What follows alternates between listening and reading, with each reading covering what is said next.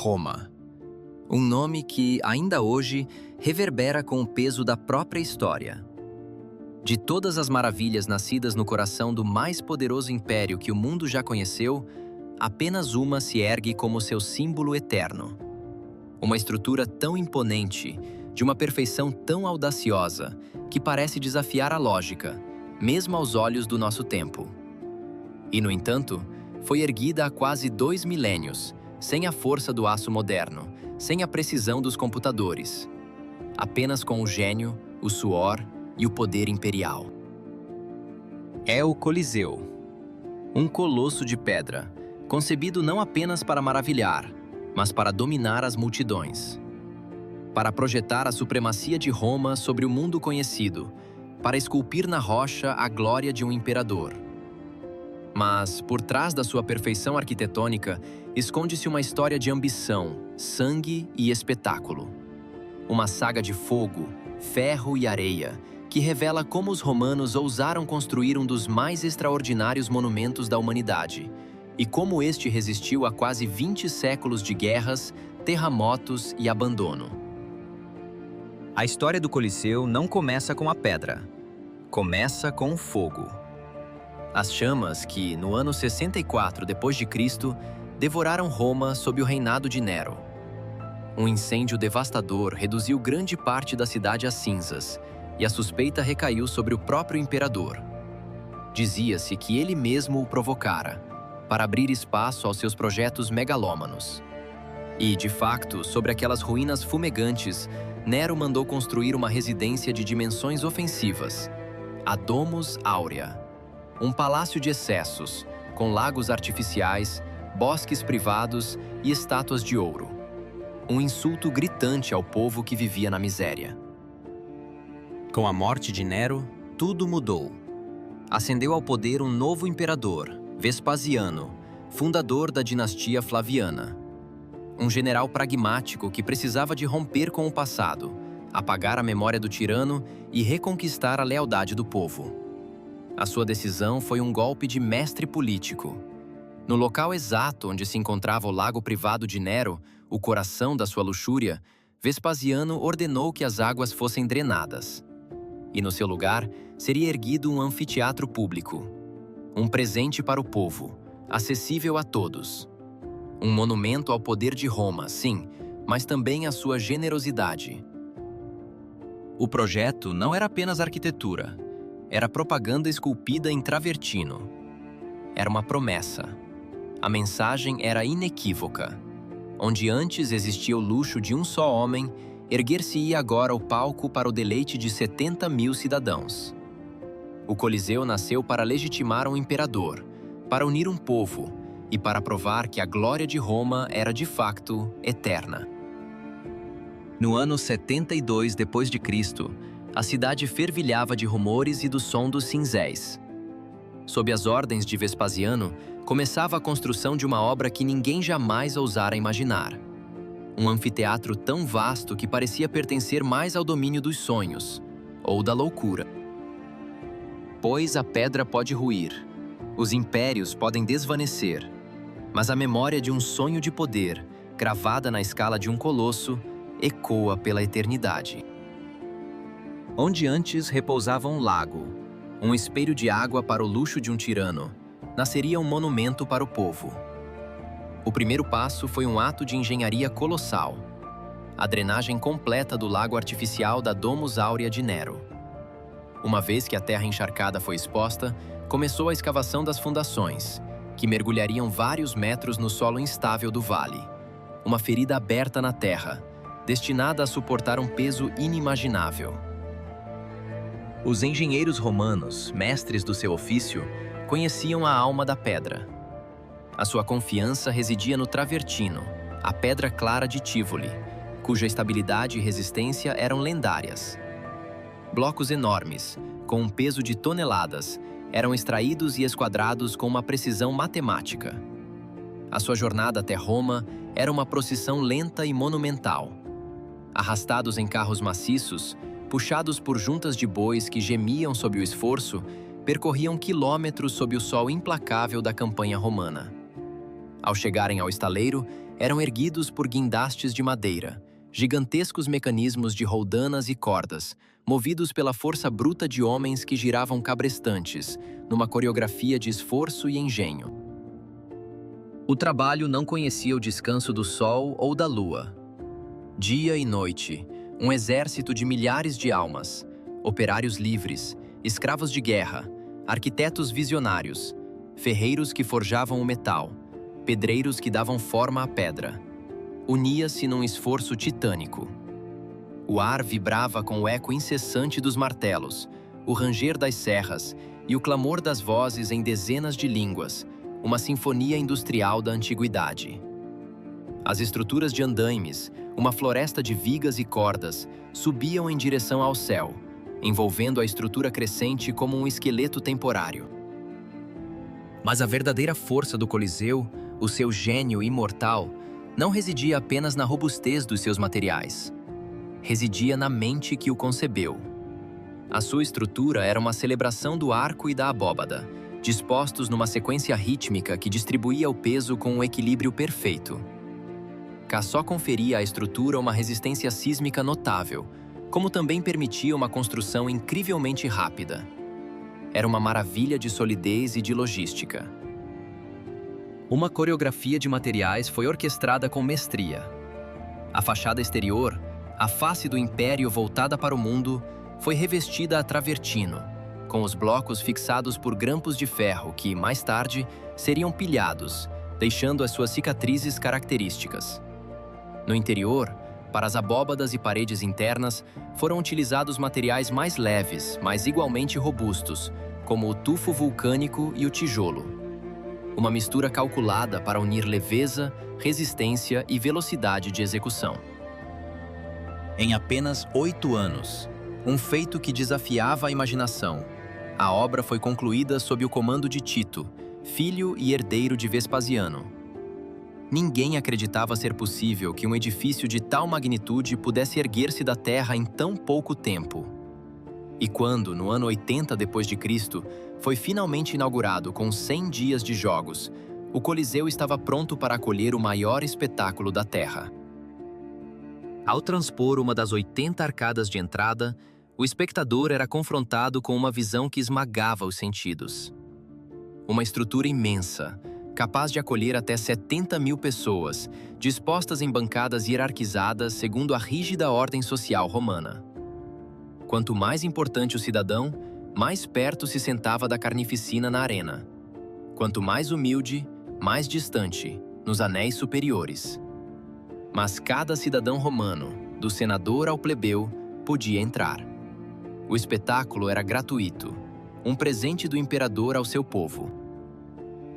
Ao centro, a arena. Uma enorme plataforma elíptica de madeira, coberta por uma espessa camada de areia, a arena, concebida para uma função macabra: absorver o sangue. A toda a volta, um muro de proteção separava a civilização da selvageria. Mas, sob a areia, oculto dos olhos da multidão, pulsava o coração secreto do Coliseu, o hipogeu. Um labirinto subterrâneo de corredores, celas, jaulas e plataformas elevatórias que transformavam o Coliseu numa máquina de espetáculos. Através de elevadores manuais e alçapões invisíveis, animais ferozes, gladiadores e prisioneiros surgiam como aparições no centro da arena. Cenografias móveis podiam ser erguidas, recriando florestas ou desertos. Era um teatro de morte, mas com uma encenação digna de um império. O dia começava com as venationes, as caçadas. Tigres da Hircânia, leões da Numídia, ursos da Caledônia, elefantes e panteras. Feras exóticas, nunca antes vistas na Europa, eram abatidas para espantar e dissenados como personagens de mitos trágicos, condenados a morrer entre os aplausos e o horror da multidão. O Coliseu não era apenas pedra e argamassa. Era um espelho da própria Roma, grandioso, organizado, implacável. Um império capaz de criar uma beleza sublime e, ao mesmo tempo, de orquestrar a morte com uma eficiência aterradora. Um testamento eterno à dualidade da natureza humana, a sua capacidade para o gênio e para a crueldade, gravada em pedra para que a posteridade jamais a esquecesse. E por fim, emergindo da penumbra dos túneis para a luz ofuscante da arena, os protagonistas mais aguardados, os gladiadores. Homens de destreza letal, forjados no desespero. Eram, na sua maioria, escravos ou prisioneiros de guerra, vidas consideradas descartáveis. Mas entre eles caminhavam também homens livres, voluntários movidos por dívidas esmagadoras ou pela sede de uma glória efêmera, dispostos a arriscar tudo por um momento de adoração das massas. Enfrentavam-se não num caos bárbaro, mas segundo regras precisas. Um balé de morte com armaduras espetaculares que brilhavam sob o sol italiano.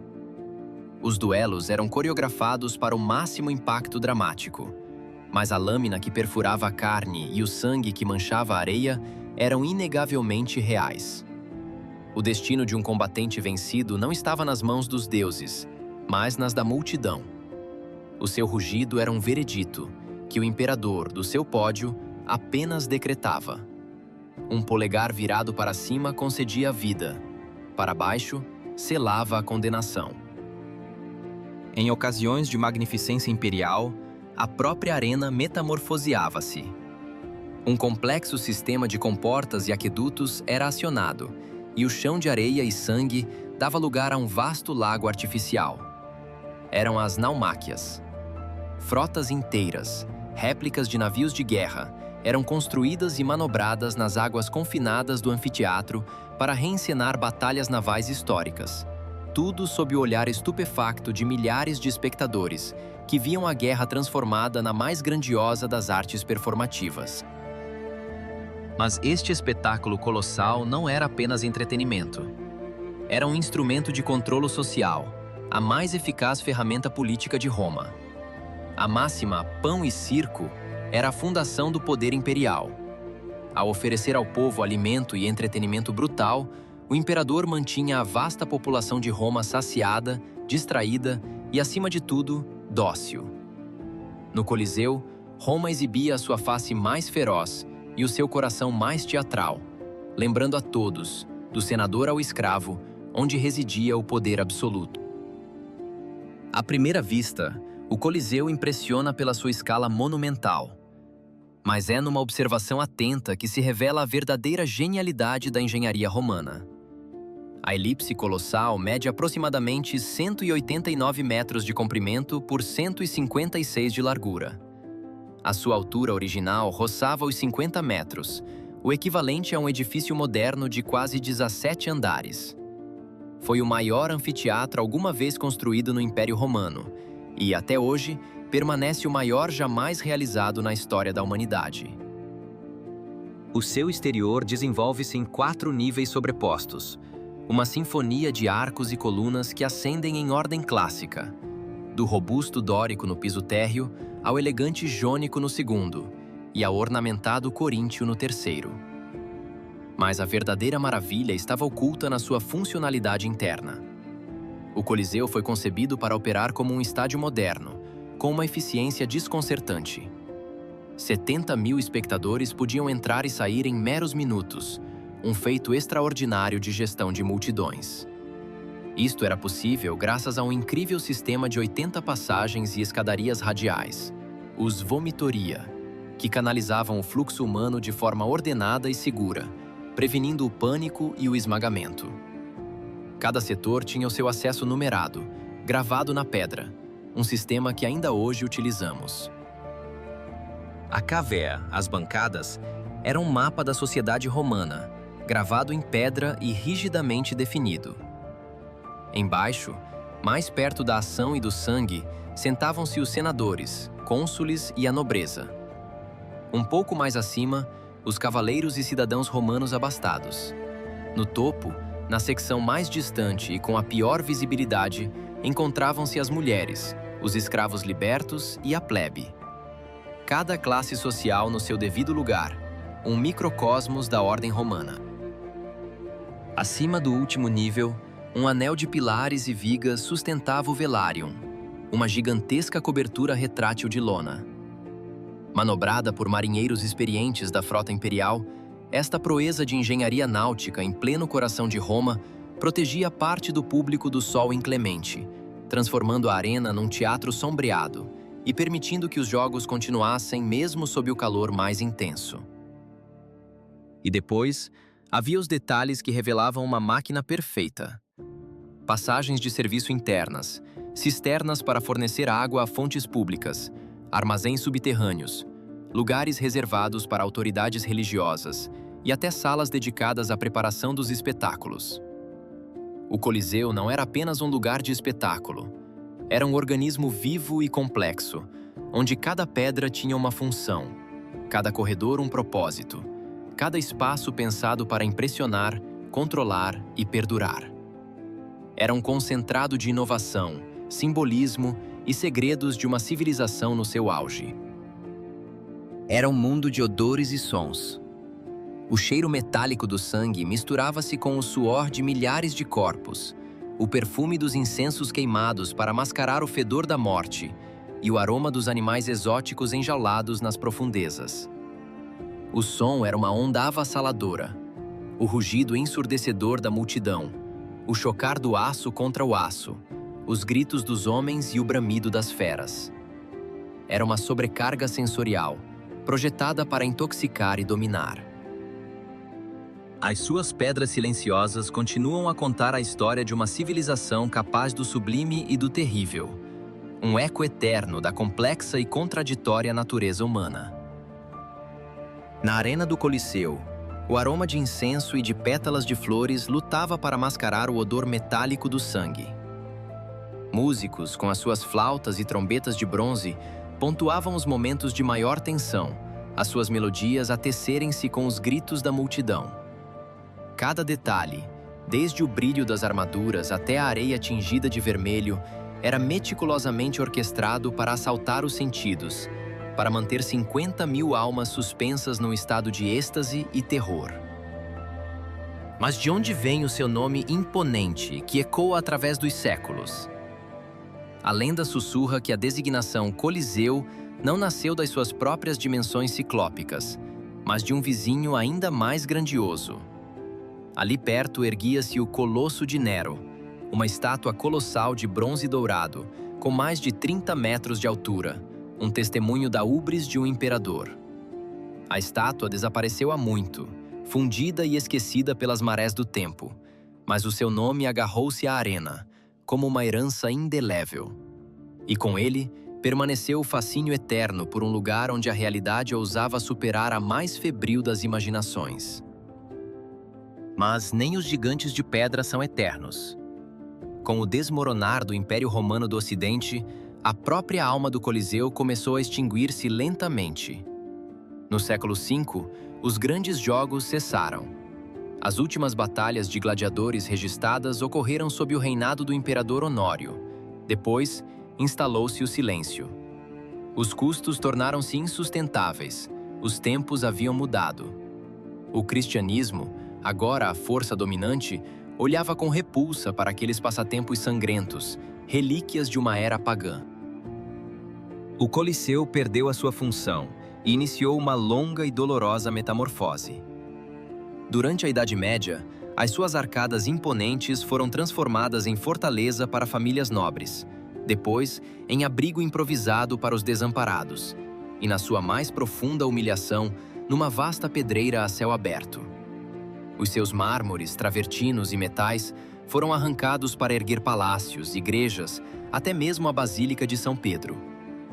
A glória de Roma era canibalizada para construir uma nova Roma. Os terremotos de 1349 a outrora inabalável. As ruínas foram engolidas pela vegetação. No século XVI, a natureza reclamou o que fora seu. No interior do Coliseu cresciam plantas raras, transformando o palco de morte num jardim botânico improvável, um local de estudo para os naturalistas. E, no entanto, nunca morreu verdadeiramente. No século XVIII, os papas começaram a olhá-lo com outros olhos, não como uma ruína pagã, mas como um santuário, um símbolo do martírio dos primeiros cristãos. Foi construída uma via sacra no seu interior. Uma cruz foi erguida no centro da arena, e, finalmente, foi proibida a sua utilização como pedreira. A era da conservação havia começado. Com o século XIX e o Risorgimento, o Coliseu transcendeu o seu simbolismo religioso para se tornar um ícone nacional, um monumento identitário para a Itália que renascia das suas cinzas. Restauros, estudos, obras de consolidação, pedra a pedra, foi salvo do esquecimento. Hoje, milhões de pessoas atravessam os seus vomitoria a cada ano. Fotografam-no, estudam-no e, talvez sem se aperceberem, respiram o mesmo ar que outrora vibrava com o pó, o ferro, o clamor da multidão e a inebriante fragrância do poder. O Coliseu sobreviveu a guerras, terremotos, saques e à erosão implacável do próprio tempo. Não por ser feito de pedra, mas por ser feito de história. Ele não é apenas um monumento. É uma testemunha silenciosa de tudo o que Roma foi. Um teatro de glória e crueldade, de engenho e domínio. Cada pedra narra uma história. Cada arco é uma câmara de eco para as vozes, os aplausos e os gritos de outrora. Nascido para impressionar, sobreviveu para nos fazer recordar. Se escutarmos com atenção, para além do murmúrio dos turistas, ainda se pode ouvir o rugido impaciente da multidão, o som de um escudo a cair na areia e o urro de um leão.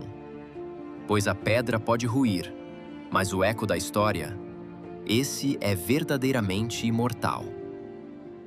Erguendo-se contra o céu de Roma, a sua estrutura colossal não é meramente antiga. Ela é eterna. Cada arco, cada pedra desgastada pelo tempo é um portal para um passado que respira.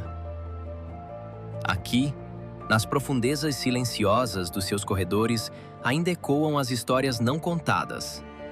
O clamor de 50.000 vozes, o choque do aço na arena, a maravilha e o terror de um império no seu auge. São viagens no tempo que aguardam, suspensas na poeira dourada do sol poente. As suas ruínas não são um testemunho de decadência, mas um lembrete perene da fragilidade do poder e da imortalidade da memória humana.